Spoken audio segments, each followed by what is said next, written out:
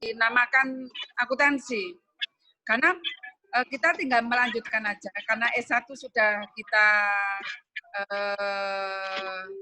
pernah belajar tentang teori akuntansi, sekarang tinggal melanjutkan, mereview kembali, memperdalam kembali bahwa akuntansi itu tentunya ada beberapa bagian yang harus kita pelajari.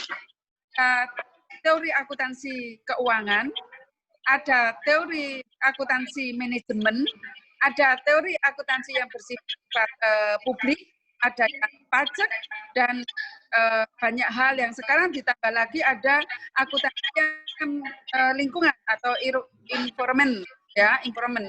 Itu bagian-bagian dari teori akuntansi. Ada pengauditan, itu bagian teori akuntansi. Nah, tentunya yang kita perdalam di sini bagaimana kita bisa melihat teori akuntansi keuangan ini bisa menjadi bagian dari pelaporan keuangan. Tentunya kalau kita mau melaksanakannya, kita harus dulu dengan akuntansi keuangan.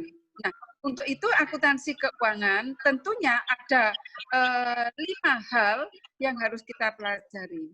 Apa saja yang harus kita pelajari di dalam akuntansi keuangan di sini? Nah, kita harus bisa membuat laporan keuangan. Bagaimana kita juga menganalisisnya, bagaimana membuat laporan laba rugi, bagaimana kita bisa membuat laporan arus kas, dan lain sebagainya. Itu adalah poin-poin atau komponen-komponen yang harus kita pelajari di dalam teori akuntansi keuangan di sini. Tentunya dalam pagi hari ini ada yang kita bahas ada intelektual kapital. Tentunya di dalam nanti sambil ini kan Bu Tanti ada di desa ya, ini pakai HP langsung, tapi kan di mana saja kalau kita sudah menggunakan IT kan bisa saja dilakukan.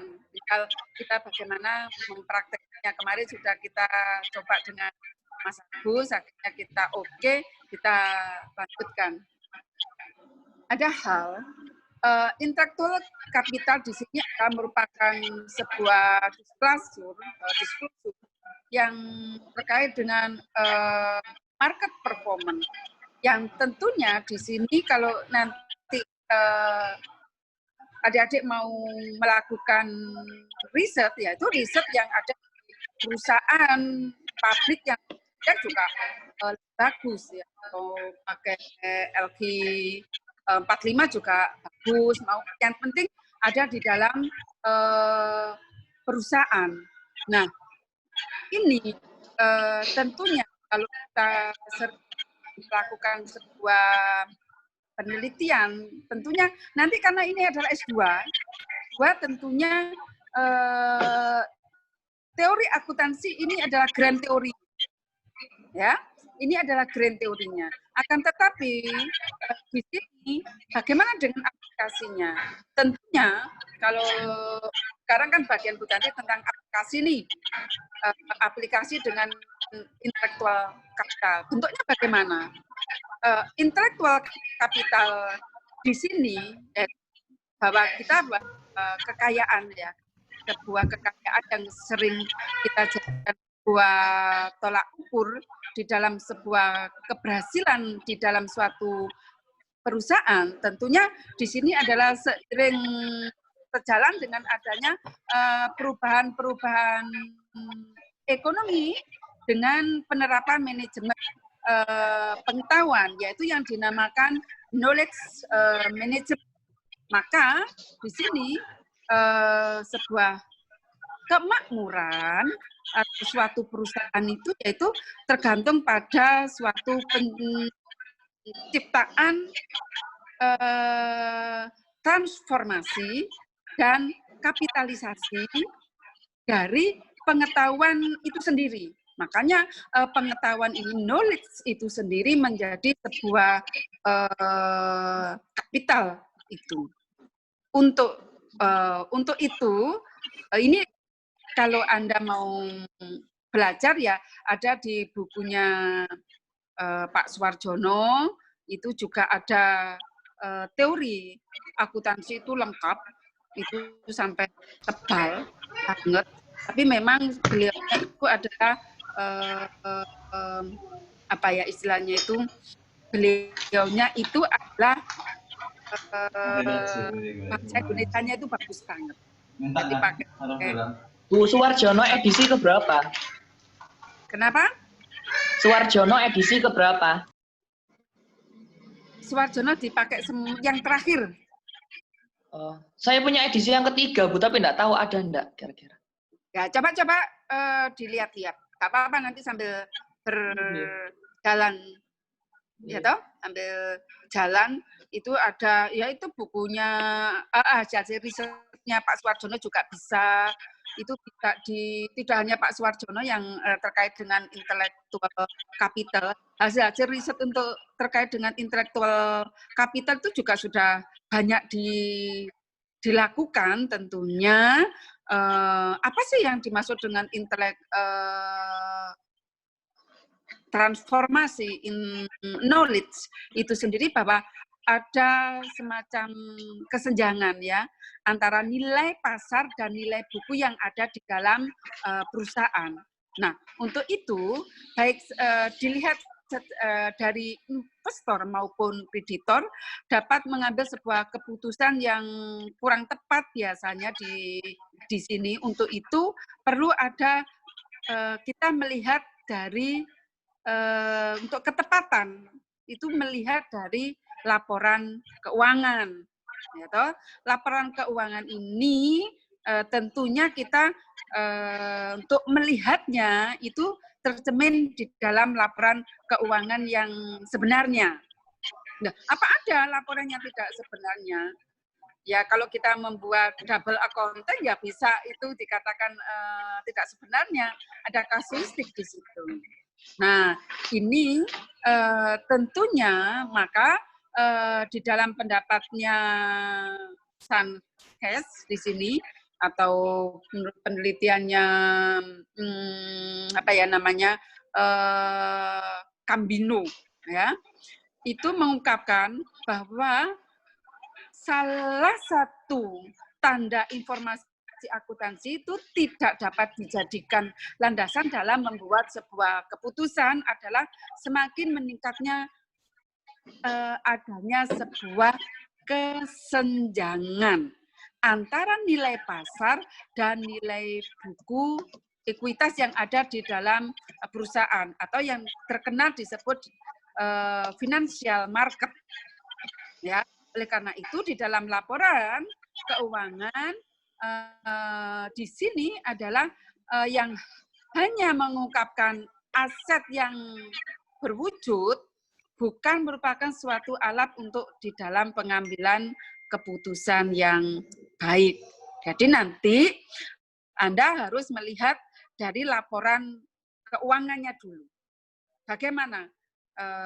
Nanti Anda bisa melihat laporan keuangan di dalam perusahaan LQ 45 juga bisa. Pokoknya laporan keuangan yang sudah listing, ya sudah dipublish, yang sudah dipublish itu yang bisa. Makanya di sini di dalam pengambilan keputusan seharusnya ada informasi yang lain yang perlu disampaikan kepada para pengguna laporan keuangan sehingga ini dapat menjelaskan nilai lebih yang dimiliki oleh perusahaan.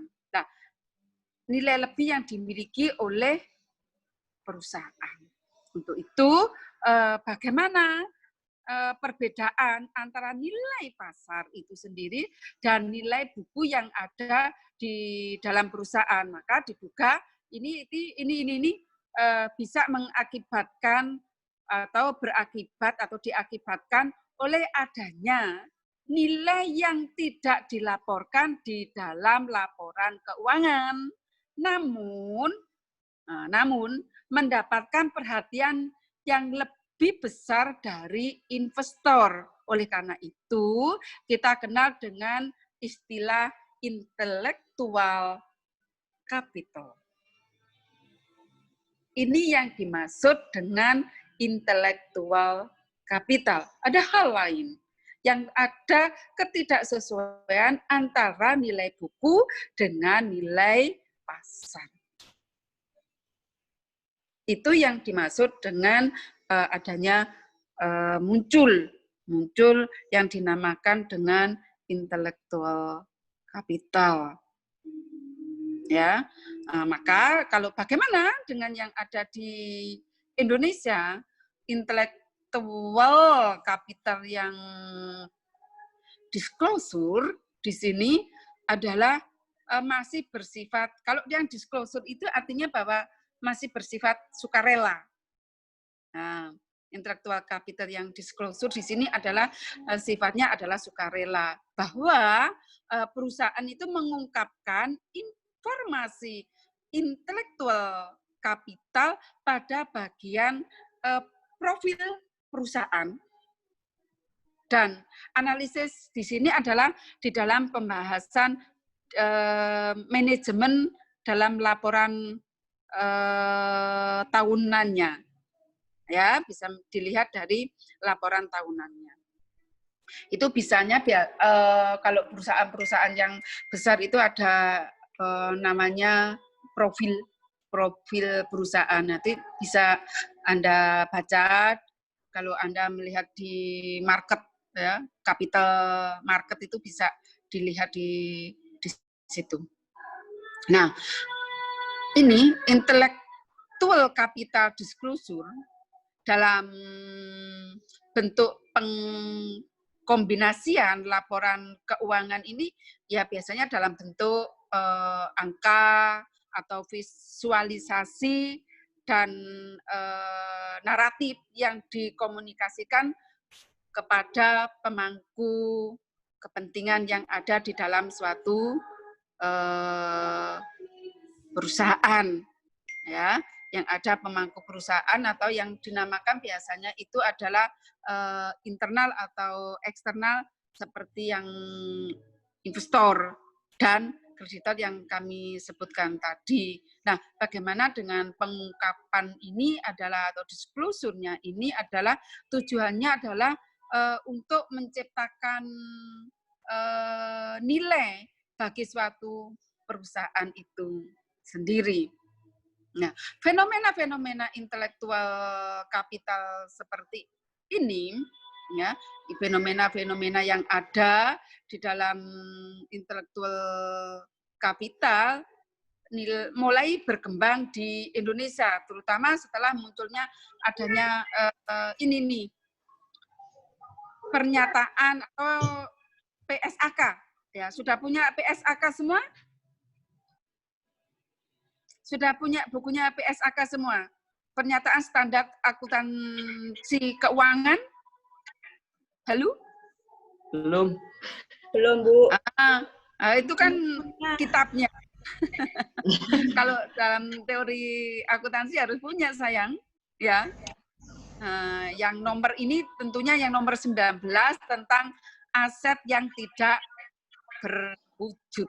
Nanti ada di situ ada penjelasan-penjelasan di PSAK itu ada penjelasan PSAK nomor 19 terkait dengan aset yang tidak berwujud. Nanti bisa dipelajari di situ. Ini adalah bagian dari teori akuntansi. Nah, menurut PSAK nomor 19 itu ada penyesuaian pada tahun 2014. Ini ada penyesuaian aset yang tidak berwujud, ya. Aset yang tidak berwujud adalah merupakan aset non moneter yang dapat diidentifikasi dan tidak mempunyai wujud fisik serta serta dimiliki untuk digunakan di dalam menghasilkan atau menyerahkan barang atau jasa, disewakan kepada pihak lainnya ataupun untuk tujuan yang administratif. Itu isi dari PSAK nomor 19 yang disesuaikan penyesuaiannya pada tahun 2014.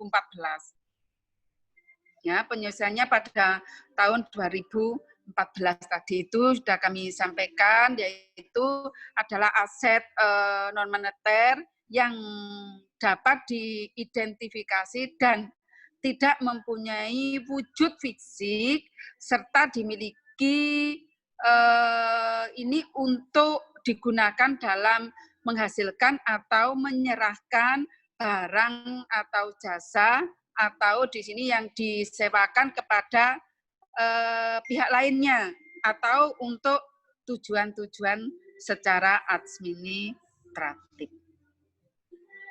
Ini adalah disclosure tentang intelektual kapital yang sesuai dengan PSAK. Nah, ini tentunya dengan melalui pengungkapan atau pengukuran yang intelektual kapital yang ada di dalam suatu perusahaan, tentunya memiliki kesempatan untuk membangun trust atau kepercayaan dengan atau dengan para stakeholder, ya, untuk meningkatkan reputasi baik secara eksternal. Untuk tujuannya untuk apa? Sebetulnya adalah untuk apa ya istilahnya itu, mengurangi asimetri, ini mengurangi asimetri informasi pada pasar modal, ya, pada pasar modal untuk mengurangi apa ya istilahnya itu, mengurangi biaya modal, serta untuk menjaminkan di sini adalah market performance-nya itu sendiri. Kalau begitu, apa sih yang dimaksud dengan market performance itu apa? Oh, ternyata bahwa market performance itu adalah merupakan sebuah persepsi investor terhadap tingkat keberhasilan perusahaan yang terkait dengan yang terkait erat dengan harga saham. Yang terkait erat dengan harga saham. Itu yang dimaksud dengan market performance. Untuk itu, berdasarkan dari hal-hal tersebut, tujuannya untuk apa sebetulnya? Tujuannya itu ya bagaimana nanti kita itu bisa menganalisis pengaruhnya intelektual kapital itu sendiri, atau di sini di samping intelektual kapital juga intellectual capital disclosure terhadap market performance boleh. Kalau nanti kita tertarik dengan capital performance atau human capital atau dan lain sebagainya, atau intellectual capital, karena ini banyak sekali sebetulnya yang tertarik terhadap riset-riset ini. Nah, ini yang perlu kita cermati bersama, bagaimana kita ini bisa manfaat, misalnya bagaimana atau apa sih sebetulnya manfaat dari intelektual kapital itu sendiri. Tentunya kalau dilihat dari teorinya, kita kalau mau riset tentang intelektual kapital harus paham dulu tentang stakeholder teori, ya, harus paham dulu apa sih yang dimaksud dengan intellectual capital. Di sini tentunya kita harus paham dulu dengan stakeholder teori. Teori ini ya memang tujuannya adalah untuk mempertimbangkan posisi pihak-pihak yang lain yang berkepentingan dan memiliki kekuasaan sendiri. Nah, kelompok-kelompok stakeholder ini menjadi pertimbangan bagi perusahaan untuk mengungkapkan dan atau tidak mengungkapkan namanya disclosure. Disclosure itu adalah untuk mengungkapkan ataupun yang tidak mengungkapkan sebuah informasi di dalam laporan keuangan itu sendiri. Makanya tadi kalau mau mengetahui, kita harus paham dulu atau membaca laporan keuangan yang ada di dalam perusahaan itu. Ya, itu harus diketahui. Oleh karena itu, bagaimana perilaku atau keputusan yang dilakukan untuk perusahaan di sini, yaitu bagaimana ini bisa dilakukan di dalam pengambilan keputusan. Perusahaan harus memiliki pengaruh terhadap kesejahteraan dari pihak stakeholder.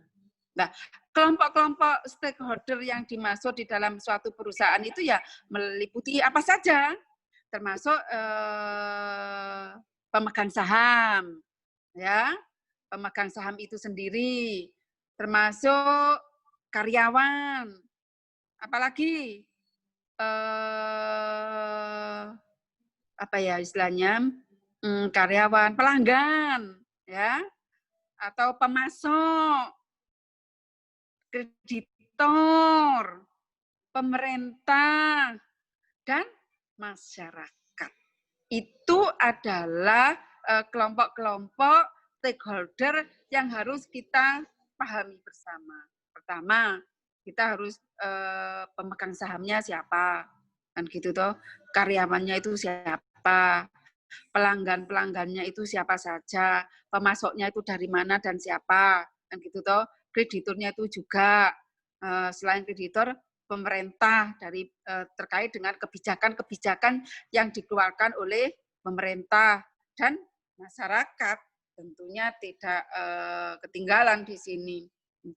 Nah, untuk itu di dalam teori dari stakeholder atau manajemen perusahaan diharapkan dapat melaksanakan dan melaporkan aktivitas penting yang ada di dalam perusahaan.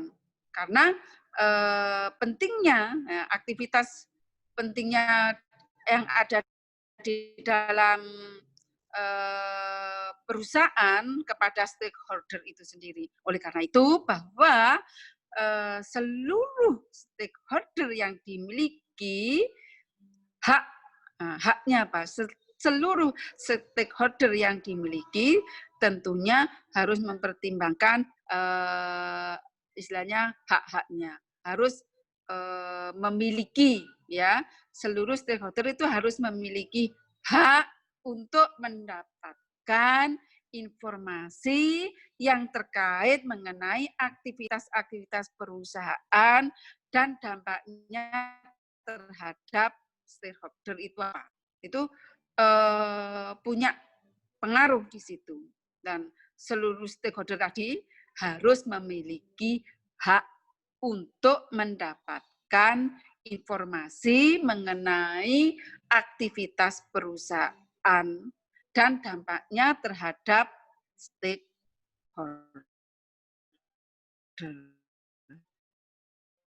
Nah, untuk itu akhirnya bagaimana? Akhirnya stakeholder itu bebas, ya toh, independen. Stakeholder itu untuk memilih untuk menggunakan atau tidak menggunakan informasi tersebut terkait dengan laporan keuangan. Kalau memang ternyata laporan keuangan dirasa itu tidak lengkap, tidak valid, ya stakeholder berhak dong untuk menentukan pilihannya terhadap keputusan yang mau diambil terhadap perusahaannya. Nah, di sini tentunya apa ya istilahnya itu, perusahaan itu harus bisa menyediakan, ya toh, perusahaan harus bisa menyediakan dua jenis informasi dalam laporan keuangan, yaitu informasi yang bersifat wajib. Nah, wajib itu biasa dikatakan adalah mandatori, ya, wajib, dan informasi yang bersifat sukarela. Informasi yang bersifat sukarela itu atau biasa disebut dengan voluntary. Ya, ada yang mandatory dan ada yang voluntary. Yang mandatory itu adalah sifatnya wajib, dan yang voluntary itu adalah sifatnya sukarela. Nah, informasi keuangan perusahaan ini digolongkan sebagai informasi yang bersifat wajib. Sedangkan informasi non-keuangan itu digolongkan sebagai informasi yang bersifat sukarela. Ya, apa tadi informasi yang digolongkan dengan informasi yang bersifat wajib, sedangkan seperti apa? Yaitu informasi keuangan itu ada sifatnya mandatori, sedangkan sifatnya yang voluntary di sini adalah non keuangan. Nah, sekarang kita fokus pada intelektual kapital. Ya, intelektual kapital di sini tadi kan Ibu sudah menyampaikan kepada adik-adik semua bahwa informasi itu intelektual kapital itu yaitu informasi yang sifatnya itu adalah voluntary, ya, atau sukarela. Dan salah satu faktor yang mempengaruhi intelektual kapital disclosure itu adalah kinerja dari intelektual kapitalnya itu sendiri.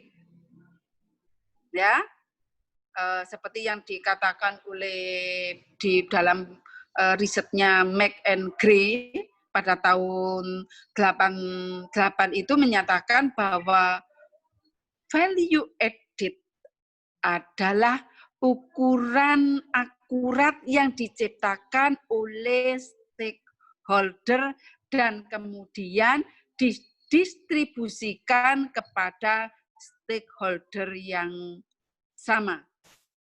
Dengan semakin baik suatu perusahaan dalam memaksimalkan potensi yang di dalam suatu perusahaan tersebut, baik itu dari aset yang berwujud maupun dari aset yang tidak berwujud, maka akan semakin tinggi value added yang dapat dihasilkan oleh perusahaan.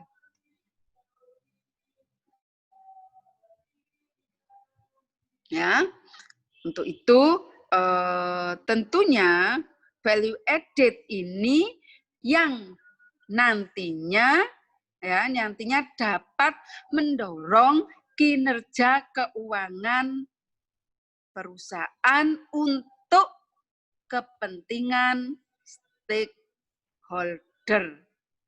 Nah, itu yang menjadi acuannya.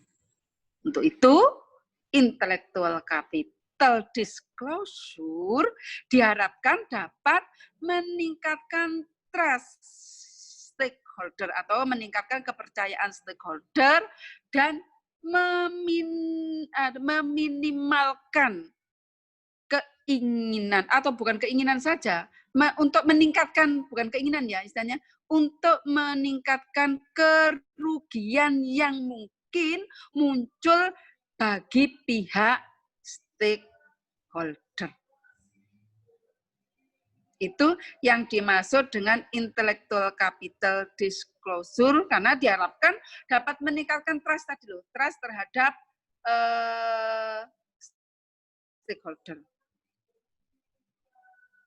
Nah, itu kalau kita mau membahas dengan intellectual capital, harus paham dulu tentang teorinya. Dan yang kedua, tentunya resources base teorinya. Bagaimana dengan resources basic istilahnya base teori. Untuk itu perusahaan atau bagaimana perusahaan itu dapat memperoleh keunggulan-keunggulan secara kompetitif dan kinerja yang optimal dengan mengakuisisi atau merger serta menggunakan aset-aset vital yang ada di dalam perusahaan untuk apa sebetulnya? Adalah untuk memperoleh keunggulan-keunggulan kompetitif dan kinerja yang maksimal. Nah, ini dijelaskan bahwa di teorinya untuk mengembangkan keunggulan yang apa istilahnya itu yang kompetitif itu yaitu perusahaan harus mempunyai sumber daya dan kemampuan yang superior. Sebentar lagi terputus ini. Oh, jenje, sudah. Paling kurang beberapa detik nanti terputus, nanti saya sambung lagi. Oh, intinya perusahaan harus memiliki sumber daya dan kemampuan yang superior untuk melebihi para kompetitornya. Oke, untuk sementara itu dulu, nanti kita sambung dengan intellectual capital dan capital